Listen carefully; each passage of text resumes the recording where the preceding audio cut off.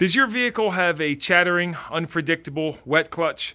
Well, if so, you've clicked on the right video, because today I'd like to show you the most common cause of that, which is excessive wear on the clutch basket fingers, and then I'll show you how to correct it. Before we go into how to correct the issue on these fingers, I'd like to briefly explain how one of these clutches operate for anybody that's not super familiar. When your engine's running, the piston's pumping up and down, this crankshaft is rotating clockwise, which is directly linked and in mesh with the gear on the back of your clutch basket. So that means when the engine's running, this outer clutch basket is always spinning. You can also see that the clutch friction plates are completely mated within these grooves to the basket that's always spinning. What's not always spinning is the inner hub, which is directly attached to the primary shaft of the transmission. And when this spins, the rear wheel spins unless you're in neutral. But if in gear, this is directly linked to the rear wheel. When the clutch lever is released, both the basket and inner hub are locked together and spin together with the assistance of the springs. You might have 4, 5, or 6 springs on it. When you pull your clutch lever in, this pressure plate will, there's actually a push rod behind here, will push this pressure plate off just a little bit and allows the basket to continue spinning and the inner hub to stop. Here's the push rod that pushes that plate off when you squeeze your clutch lever. And here are those friction discs. With the first friction disc off, we can now see the pressure plate, which you can see the little fingers lock it to the inner hub, and so on. Friction disc, pressure plate, friction disc, pressure plate. Now that's all fine and dandy. The only problem is this is not an on-off coupling, like we're not either detached or attached. It's a friction coupling. And so when you're rubbing that clutch lever off-road, you need smooth engagement between the inner hub and the basket. So you can see right now I can spin the inner hub easy, and if I apply a little pressure on these plates, now all of a sudden that's really hard to spin that inner hub. I think I'm going on too long here about this, but now you can see why the friction plates and the pressure plates need to move freely on these surfaces. If there's little grooves in there and they get stuck in a groove, well, if you pull your clutch lever in, this plate might stay right where it is if it's still under load. So again, these need to slide freely across the fingers in the basket and the grooves in the inner hub. Now you have a few ways to address this. You could replace it, you could bring it to a machine shop, or I like to use a file. Before we begin filing it, I like to, well, by the way, when you take the hub out, you may notice you have a washer behind there too. So don't misplace that or forget to put it in for that matter. But I like to come on the back and cover this all up with tape or plastic so you don't get any metal shavings or abrasives inside of the gears or problems. It's just less cleaning you have to do. Got her all taped off. Looks good.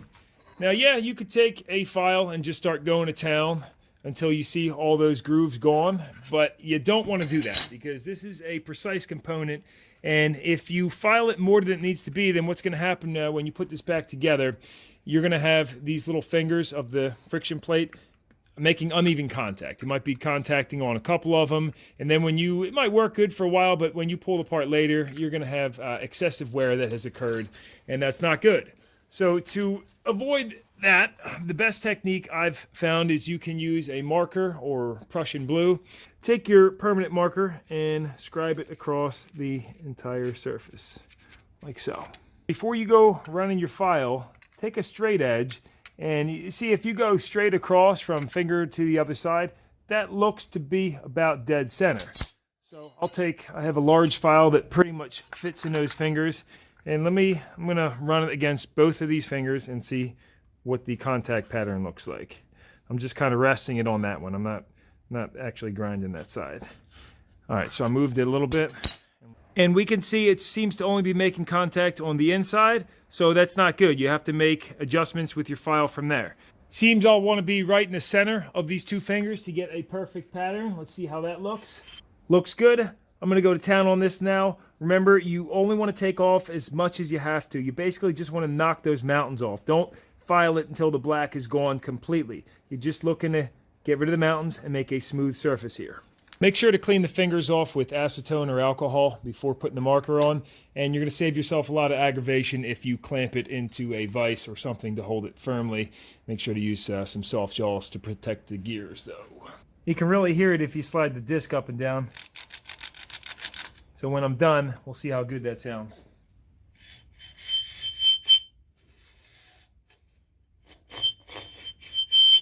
After a few strokes, you can see just a little bit of black paint left, and that's going to be great. Do that on every finger.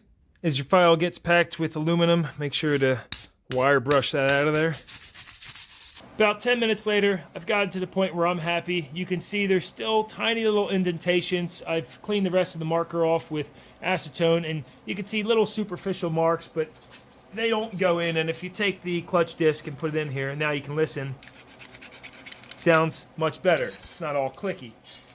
Something I changed up. Originally, I guess in the beginning of this, I said if I was flush on this side and on the center of that side. But as I started doing each one, I noticed that's not where you want to be. You actually want to be flush against each of these when you're doing it. And if you take a machinist straight edge and you go across a clutch disc, you can actually see how, get you a camera angle that. I did some real precise measuring and determined that yes, these are a straight line from finger to finger. Now, I was using a large file like this, and I'll also make note that when you're on the bottom, you want to make sure not to like rest this against the bottom and go straight across, because then you'll dig into the basket and take that rounded edge off on the bottom. So make sure not to do that. And if you're using a smaller file, you do want one that's at least longer than your clutch basket. But just start on the bottom and even pressure and go up as you're going, like so. Don't press super hard or use a really aggressive file. Again, you just want to make sure not to file into here or file this uneven, like don't go rolling over the top and rounding these fingers off.